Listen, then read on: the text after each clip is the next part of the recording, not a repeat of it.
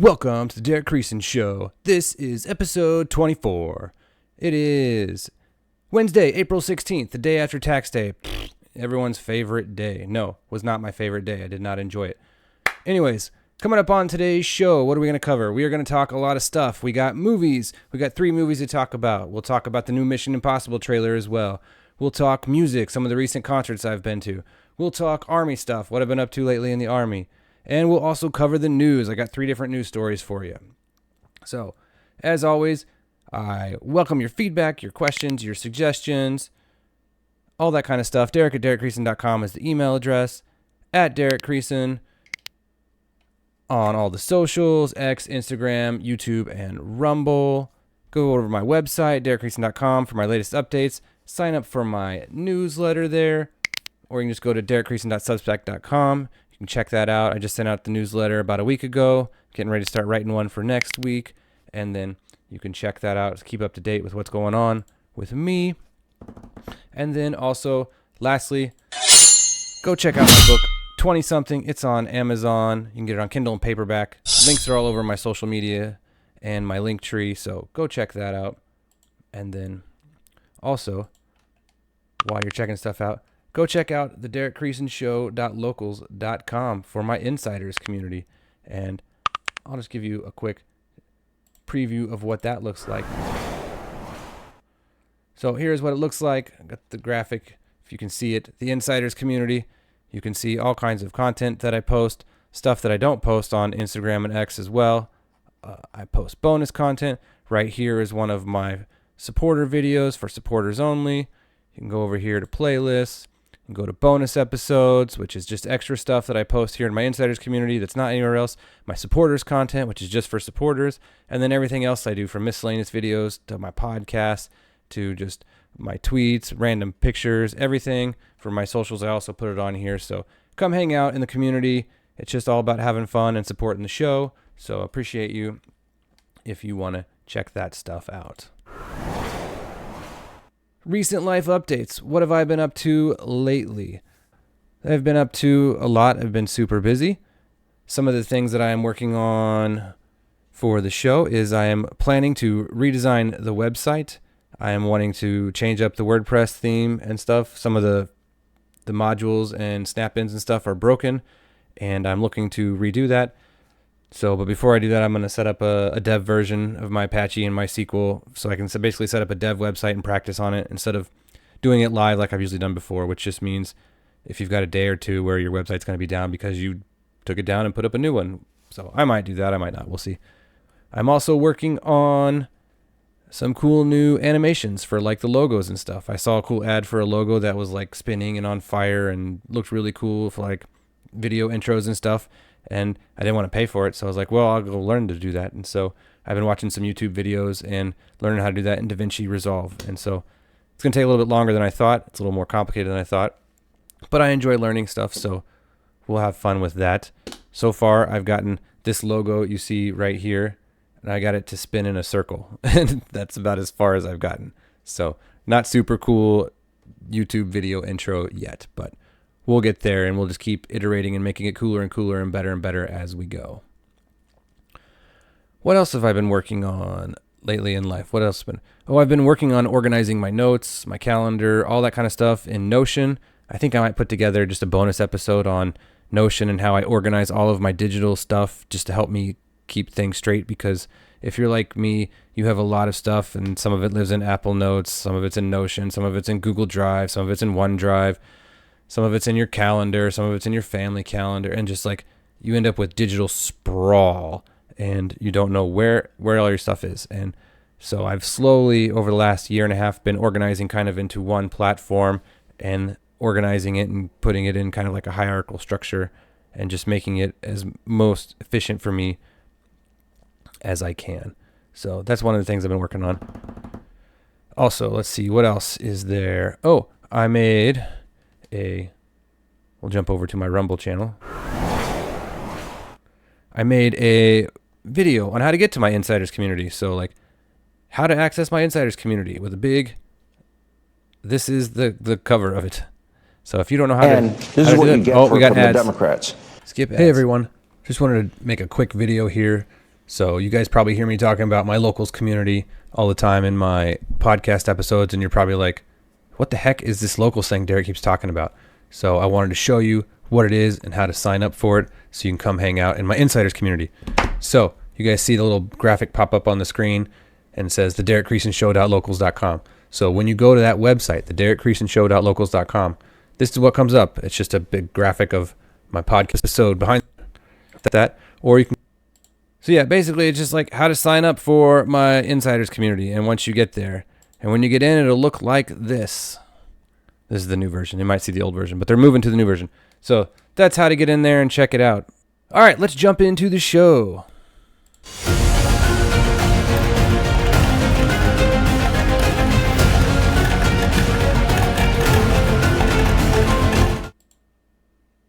All right, first up is movies. Let's talk movies.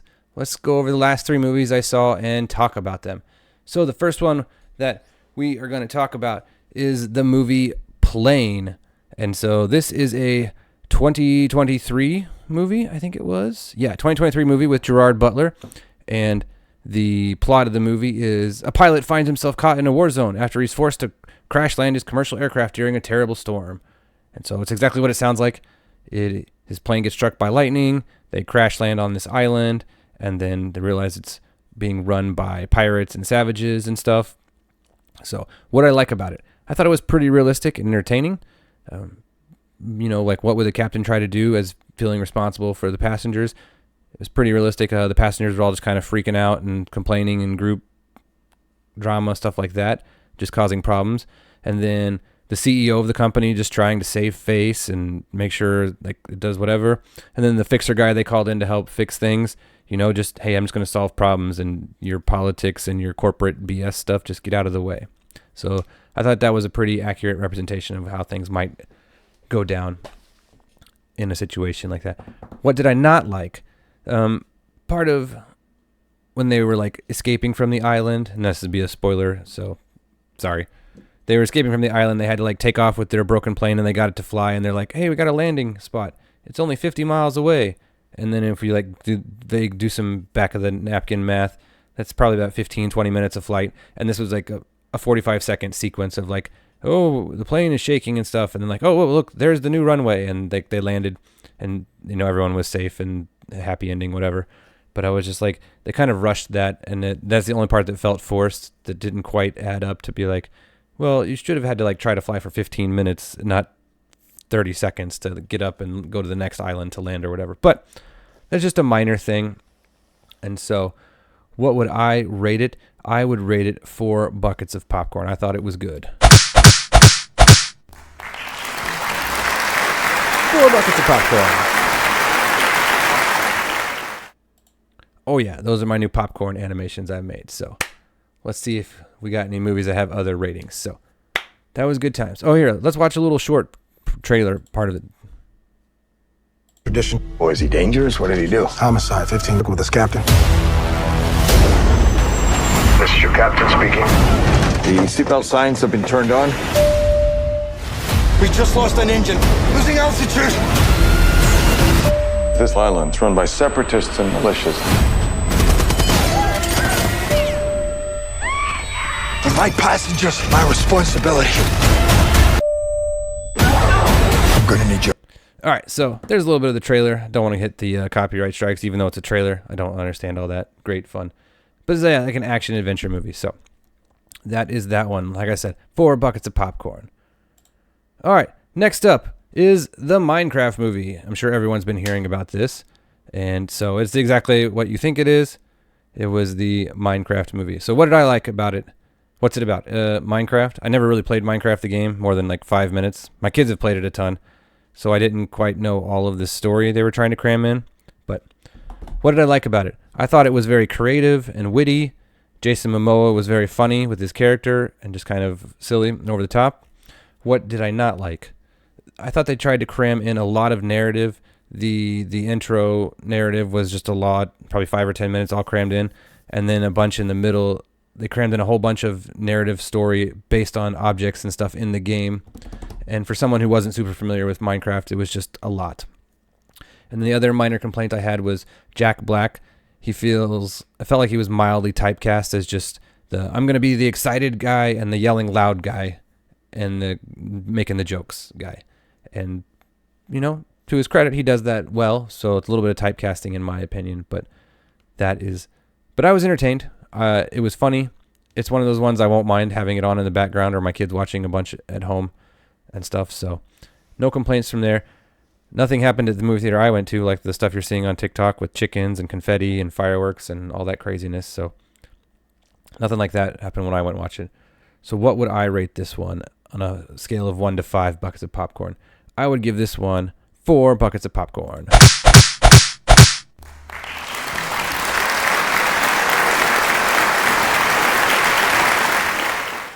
Oh yeah, 4 buckets. All right, that is our second movie we're going to talk about. All right, let's move on to the third and final movie for our movies today. Birdemic.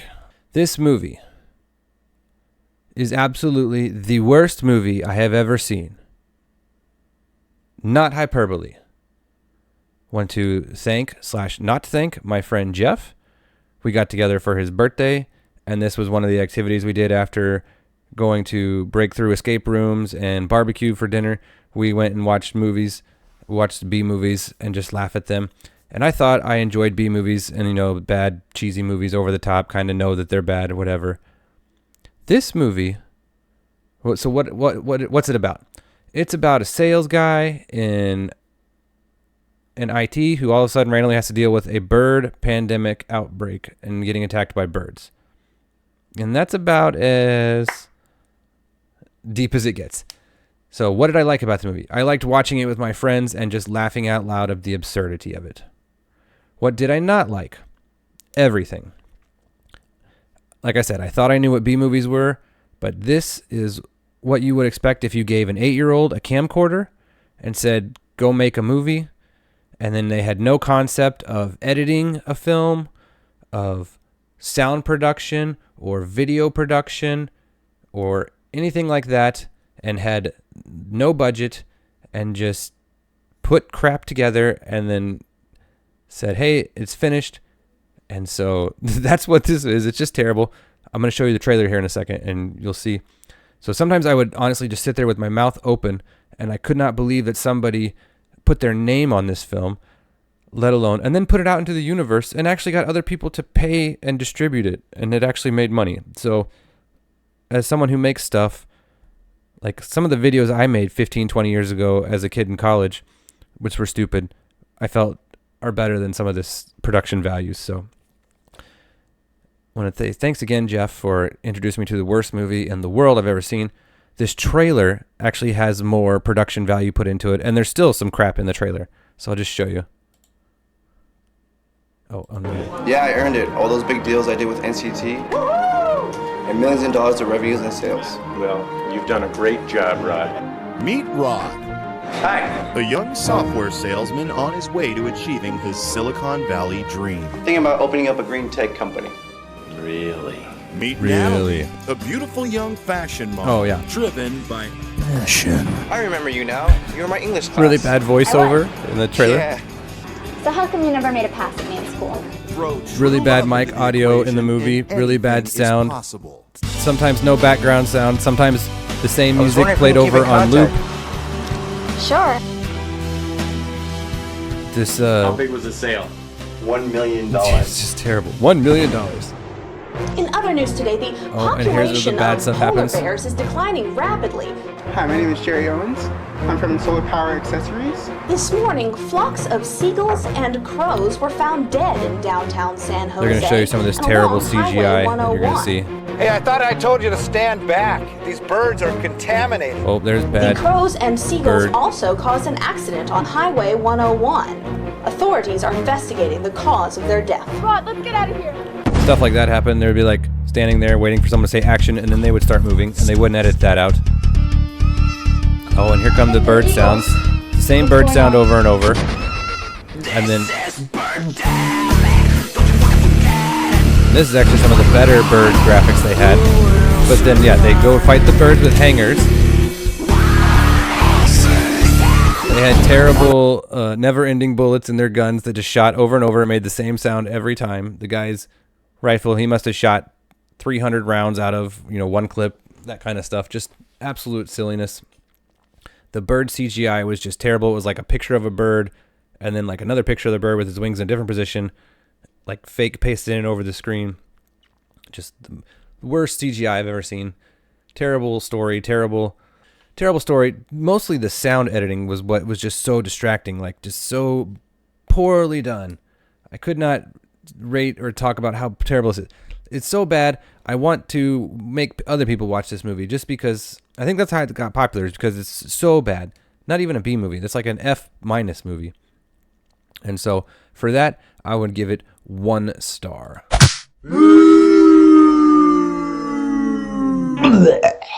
Exactly. Yeah.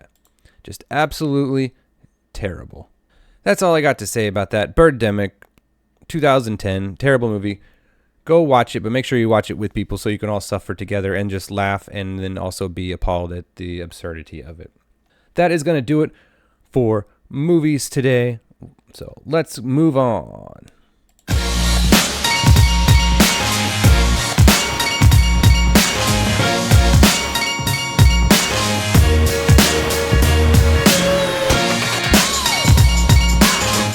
All right, let's talk music. So last week, I went to a concert and went and saw Papa Roach and Rise Against. So this was a good time. I went with my buddy Wes. We like to go to concerts and hang out.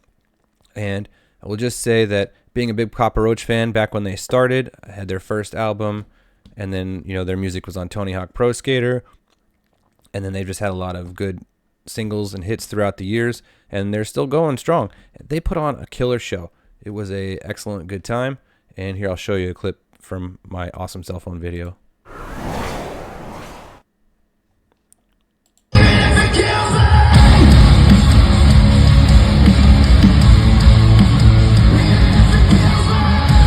Lots of fire and lights, lasers, all kinds of cool stuff.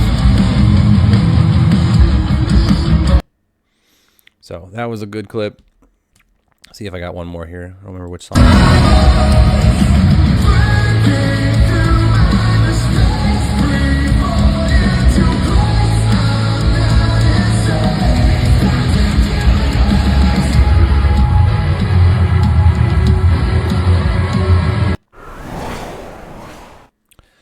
That was pretty cool. They put on a really good show. The singer was awesome, very entertaining, very energetic. He went out and ran through the crowd multiple times on all sides, the floor, way up high, and the nosebleeds everywhere. They did a lot of fun covers. They had a really good spot in the middle where they just talked about suicide for 3 or 4 minutes, and it was very emotional, and just be like, hey, we are here for anybody going through that. And that was just a really cool positive message that they put out there. And so that was actually really cool. All right, also in music, I went and saw Kill Switch Engage about 10 days before that. So I don't know if I talked about that on a previous episode or not. So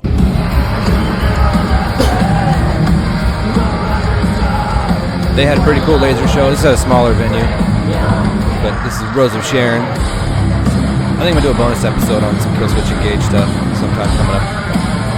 Just crazy good metal guitars. You see all these dorks in front of me, and me, we're all just doing this the whole time. Yeah, this is cool. And then people were throwing a lot of shoes, like at this concert. I must have saw 4 or 5 shoes go flying throughout the crowd, and I was just like, who's throwing shoes? This is kind of crazy. Trying to think of if there's any other good shows coming up this summer. There's probably a few.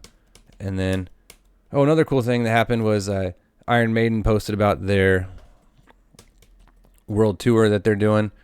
And then so I posted, and right now they're all over in Europe and Asia and stuff, and I posted, come back to Kansas City. And then Bruce Dickinson liked my reply a couple of days later, and I thought that was pretty cool.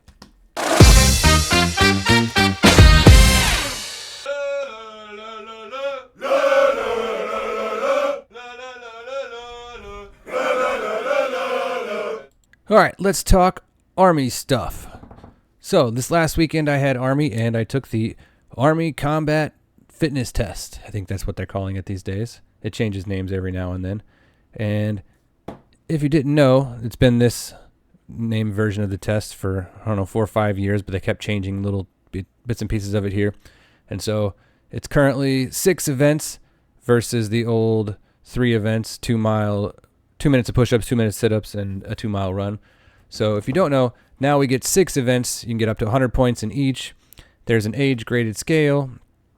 I'm in the 37 to 41-year-old bracket, and so the age brackets are slightly different, et cetera, et cetera. You can go look at those charts if you're really bored. Anyways, the 6 events are maximum deadlift, a standing power throw, which is when you take a 10-pound medicine ball and you throw it backwards over your head and see how many meters you can throw it. Then we have hand release push-ups, how many you can do in 2 minutes. Then we have an event called the sprint drag carry, which you'll see here abbreviated SDC on the screen. And then, which is the worst event of them all. Then we have planks. How long can you hold a plank for on your elbows? And then the 2-mile run.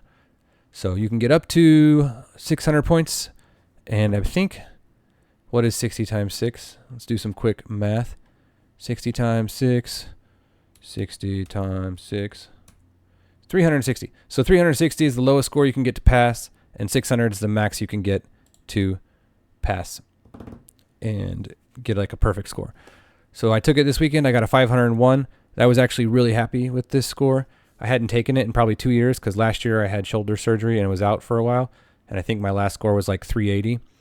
Sometimes in the past I've been known to do the bare minimum to pass because it didn't matter. At certain ranks, your PT score doesn't help get you more promotion points. At some ranks it does when you're younger, but I've been in long enough that it doesn't really affect me. And so sometimes I'd be like, hey, what is it to pass? 10 push-ups, and I'd do 11 and then get up. I've been doing a lot of fitness stuff this last year. I've been lifting weights since August and diet and stuff. And I'm going to talk more about that coming up in some future videos. But just some vague highlights from that is I've really increased my strength. I've lost 37 pounds.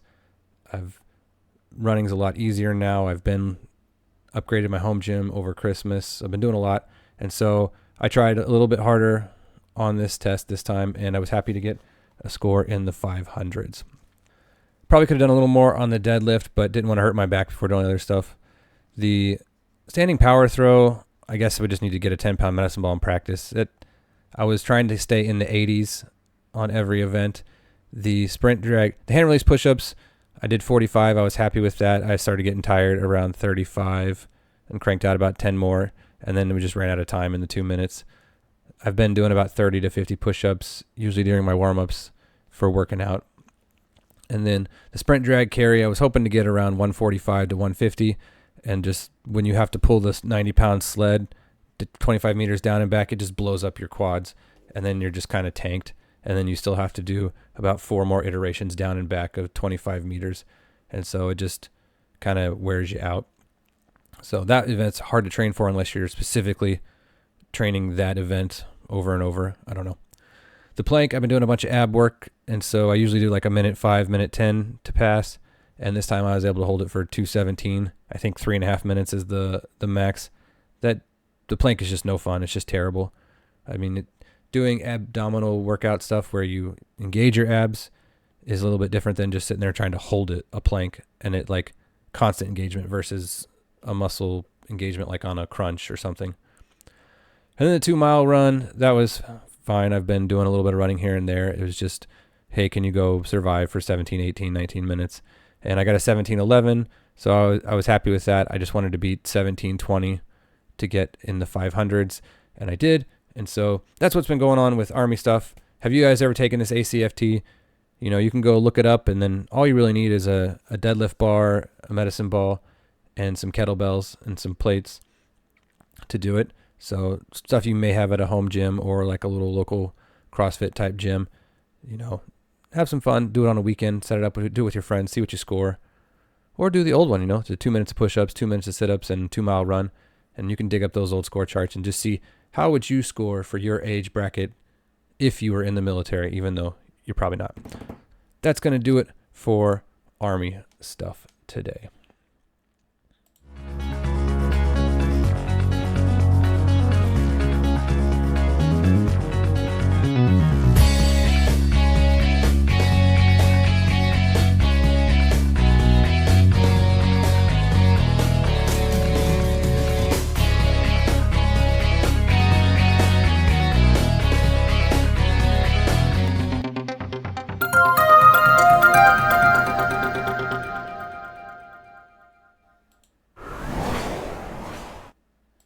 All right, let's talk about the news. What do we got going on in the news today? So today I've got 3 things to cover in the news. And first up is pig livers. No, so I thought this was interesting. I try to balance my news with not just crazy politics crap you hear every day. I don't want to be an echo chamber, but I do want to inform people of stuff, and I try to pick random stuff. I also try to pick positive stuff. And I also try to comment a little bit on what's going on, but not just totally drown the show into a political commentary show. Unless that makes money. And then maybe I'd do it. But I don't think people necessarily care to hear my opinions all the time of what's going on. This article says FDA okays trials of pig livers as dialysis-like treatment for liver failure. U.S. researchers are about to test if livers from gene-edited pigs could treat people with sudden liver failure. Not with a transplant, but temporarily attaching outside the body. So, the first of its kind clinical trial has been cleared by the FDA, according to so-and-so, which announced blah, blah, blah, blah. An estimated 35,000 people in the U.S. are hospitalized each year when their liver suddenly fails. There are few treatment options, and death rates are as high as 50%. Many don't qualify for a liver transplant, or they can't find a match in time. This new study is a twist on the quest from animal to human organ transplants. Researchers won't transplant the pig liver into the person, but instead will attach it externally to study participants. The liver is the only organ that can regenerate, but the question is whether or not the pig's liver filters the patient blood for blah, blah, blah. In experiments with 4 deceased bodies, that bridge attempt showed the pig liver could support some functions of a human liver for 2 or 3 days. And so they've genetically modified the pig liver so that organ is more human-like. Interesting. So the trial is going to have 20 people who are in ICU who don't qualify for a transplant. You get to try. Would you like to try the pig liver study? And so basically this is kind of like, if you ever heard of ECMO, when they have a machine and they'll take the blood out of one leg and run it through the machine, and it'll pump it like for the heart, basically replaces the heart and the the lungs, and pumps the blood and oxygenates the blood and puts it back in the other leg. And so this would be kind of like the same thing. They would just be using a pig liver to do whatever the liver does, break down stuff for a couple of days, while they're maybe waiting for a liver transplant to arrive, and maybe give some people a little bit longer chance to survive. So I thought that was pretty neat. They are always coming up with some interesting stuff in medicine. So would you like to have a temporary pig liver? Hey, if it kept you alive, maybe so. All right, next up on the news is GNC is owned by China. Are the Chinese Communist Party spying on U.S. troops through the vitamin store that's located on like every military base? I thought this was rather humorous.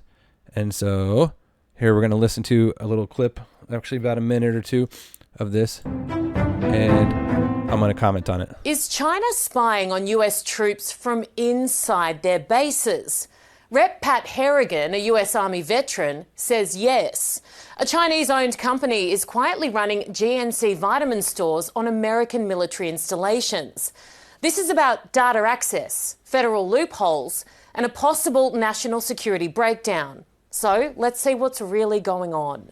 Welcome, Congressman Harrigan, and thank you for joining us today to discuss your new bill, the Military Installation Retail Security Act. Military Installation Retail Security Congressman. Act. What a name. Can you walk us through how you first discovered that a Chinese-owned company was operating dozens of stores on U.S. military bases? Sarah, thanks for having me on the show, and I sure can. Someone told us, kind of gave us a tip, that GNC was selling a lot of their product that actually originated in China. The manufacturing is done in China. What? And as Medicine my team and began supplements? to investigate that, we Manufactured actually overseas? discovered that That's pretty common. GNC was wholly owned by the Chinese Communist Party. And so very quickly, our investigation went from what are they selling to who are they owned by, and how on earth could we possibly have a company that's owned by the Chinese Communist Party operating 83 different retail locations on our military bases, some of our most sensitive military bases across the country. And we immediately shifted our focus and went straight for a bill that would kick GNC off of our military installations. So this is ridiculous. First off, let me tell you, the most secretive military bases, whatever, military bases are military bases. You can go on Google and look up where are all the military bases, even the secret ones like Area 51. You can go look up where it's at. Now, you can't go to that one. But normal military bases, even as a civilian, you can get on post. You can walk into the PX, which is the Walmart on store. So it's like a little shopping mall. The PX is like a Walmart, and in front of it, inside of the store, there's like a small food court that'll have 4, 5, 6 restaurants, some little shopettes. There's usually a barber shop. There's usually a GNC. There's usually a little place to get like uniforms. There's usually a little tactical shop to buy like backpacks and boots and stuff like that. And then there'll be little like vendors like you see in the little of the mall with little kiosks and stuff that are there to sell hats or buttons or whatever junk they're trying to sell and stuff. Basically, this guy is making a big deal about the store in Walmart is owned by China. Okay. And then here we're going to continue on. Thank you. Congressman, can you help us understand why this is such a serious threat? Why is it threat? such a serious threat? What kinds of risks are we talking about when it comes to these companies being embedded on U.S. military installations? I don't think that there's any disagreement right now that China is the single largest, most important strategic threat in our near and midterm future. And any time that one of our adversaries has access and placement on one of our military bases, that is concerning in and of itself. But when it's actually dedicated to servicing our... All right, I don't disagree that China is a big threat and adversary. Obviously, that's pretty politically obvious.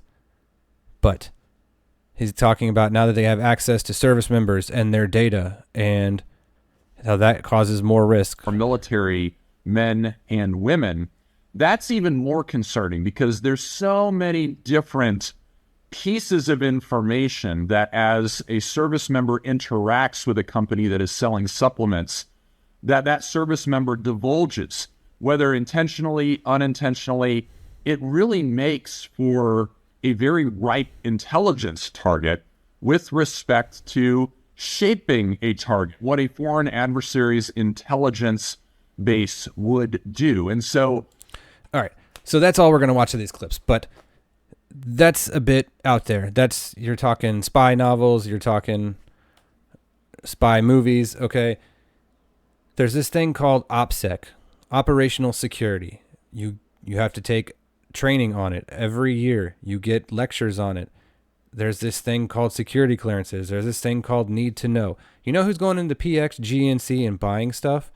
Joe Bob specialists and staff sergeants who are gym rats and they want to buy protein or they want to buy vitamins or they want to buy whatever bullcrap hawk supplement is being hawked is the latest and greatest.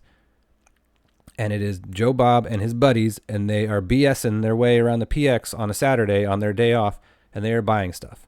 They are not talking about super secret mission number 37 coming up in 6 weeks. And I'm going to talk about that in the PX / Walmart, whatever, out in public with my buddies when all my cell phones are out and cameras are out and other people and strangers are about. No, they're not going to do that. They're not going to be unintentionally divulging that kind of information. Secondly, the fact that they might be able to pull data.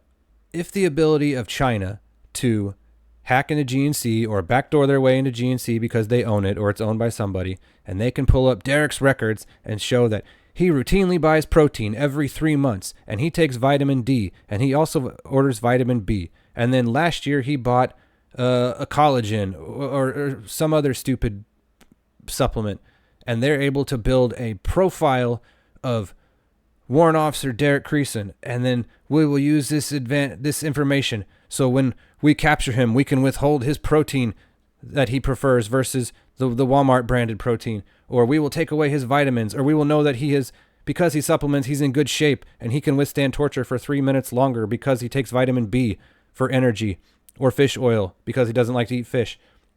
It's just ludicrous. It's absurd. This is the stupidest thing I've ever heard, and it's just fear-mongering.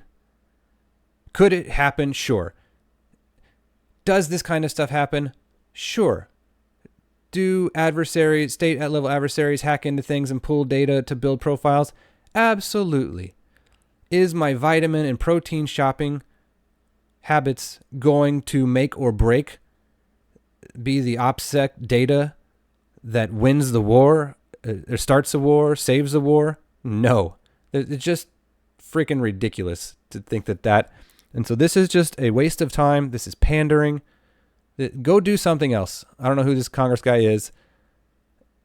Sure, keep them out of companies, off our bases. I can understand the idea of that. But thinking that they've embedded some super secret spy there at the cashier on post to listen to idiot specialists and private first class conversations while they buy their vitamins, to think you maybe overhear something and report it as a spy, and that's going to be super awesome, valuable intel. I promise you, they have way better sources for intel against us. And if that's going to be what makes or breaks the spy ring that wins or loses World War III, we've got bigger problems. That's the silly story for today on the GNC being owned by China. Who cares? It's not a big deal. And lastly, the other one I wanted to talk about was, this video is actually pretty interesting. Bill Maher, he is a comedian / liberal talk show host guy. He's more of a old school 90s liberal guy. He's not crazy left wing. He's not right wing for sure. He's not conservative.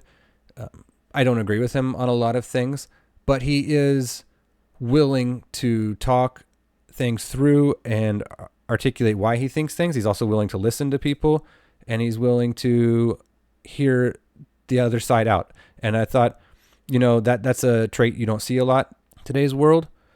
And he went and had dinner with President Trump. He doesn't like President Trump. He didn't vote for him.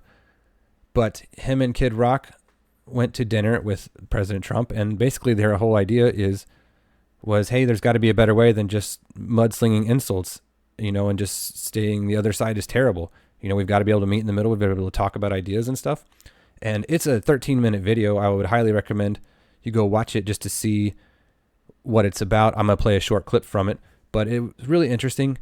Obviously, disclaimer, he's a stand-up comedian. There's going to be some language and stuff like that. So if that's not your jam, no, there's your warning or whatever. We'll play a short clip here, and it's just kind of interesting. I had it queued up, and then it refreshed on me. At dinner, he was asking me about the nuclear situation in Iran in a very genuine, hey, I think you're a smart guy, I want your opinion sort of way. And I said, well, obviously you're privy to things about it, I'm not, but for what it's worth, I thought the Obama deal was worth letting play out because we made Iran destroy 98% of the uranium, and they were 15 years away from a bomb. And then I said to him, but we got rid of that. You got rid of that. He didn't get mad or call me a left-wing lunatic. He took it in. I told him I thought parts of his plan for Gaza were wacky, but that I had supported him in the idea that Gaza could be Dubai instead of hell. I told him he was wrong when he tweeted the night before that I was critical of all things Trump.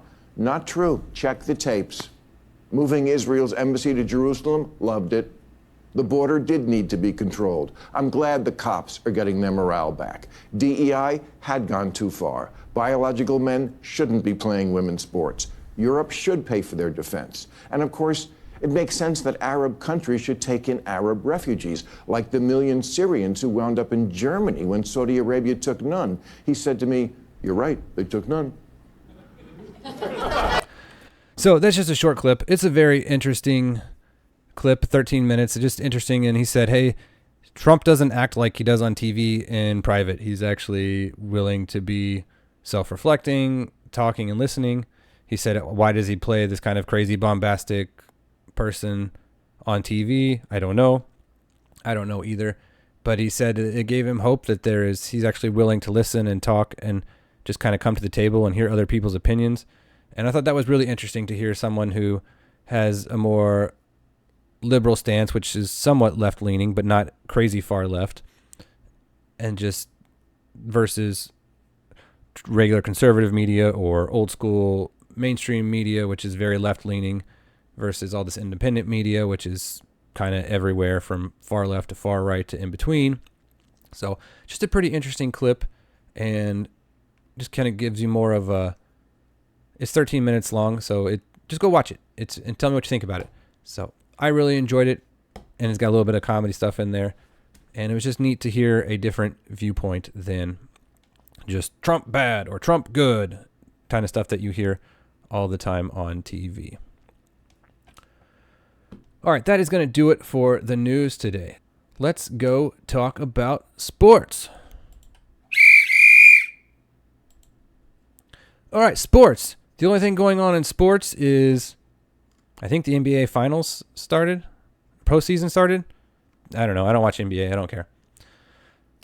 NCAA tournament's over, but the most important thing is it's WrestleMania week. So if you're a wrestling fan, this is like the biggest time of the year. The Super Bowl of wrestling is WrestleMania. It's on Saturday and Sunday this year. I have recorded some shows with my brother on our Wrestling Brothers Breakdown podcast, which I'll plug and put some links here, or a picture, that kind of stuff. So go check that out if you're a wrestling fan. It's going to be on Peacock on Saturday and Sunday. You got people coming over to hang out and watch it. Good time. Have some snacks. Watch some wrestling. And then that is what's going on with sports.